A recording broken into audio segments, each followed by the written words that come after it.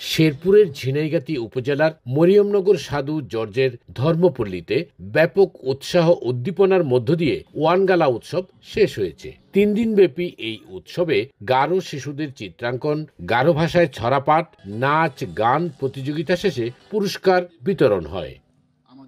ঐতিহ্যবাহী এই উৎসবে স্বজনের পাশাপাশি বিশ্বের সব পরিবারের মঙ্গল কামনা করেন। গারোদের একটি সাংস্কৃতিক অনুষ্ঠান, যেটা আমরা নতুন ফসল কাটার আগে সাথে আমাদের কৃষ্ণ রাজার কাছে আমরা উৎসর্গ করি। ওয়ানগালাতে প্রতি বছরই আমরা আসি, খুব ভালো লাগে। এটা আমাদের প্রাণের উৎসব। এখানে আমাদের জাতীয় নাচের গহনা, তারপরে জাতীয় পোশাক, আমাদের দকমান্দা বিক্রি করতেছে। প্রতি বছর উৎসবটি একদিনের জন্য হলেও এবারই 3 দিন ব্যাপী হয়েছে, জানালেন আয়োজক কমিটি। আমাদের ওয়ানগালা মূলত আমাদের মিশি শালজং শস্য দেবতাকে আমাদের ফসলাদি যে উনি দান করেছেন, এটার কৃতজ্ঞতা এবং ধন্যবাদ অনুষ্ঠান।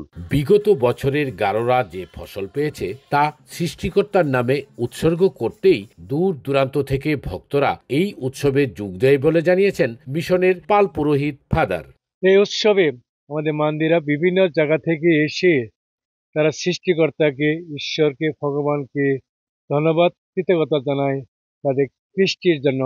মাঠের ফসলের সাথে সাথে জীবনের ভালো গুণাগুণগুলো যেন বিকশিত হয়, সে লক্ষ্যে এই উৎসব পালিত হয় বলে জানান উৎসবের প্রধান অতিথি। জমি ফসলের সাথে সাথে আমাদের জীবনেও যেন পবিত্র আত্মার যে দানগুলো, যে ভালো ভালো গুণগুলো, মূল্যবোধগুলো আছে, সেই ফসলও যেন আমরা ফলাতে পারি। উৎসব ঘিরে গারো সম্প্রদায়ের ঐতিহ্যবাহী পোশাক ও বাহারি খাবারের পসরাও বসে উৎসবে।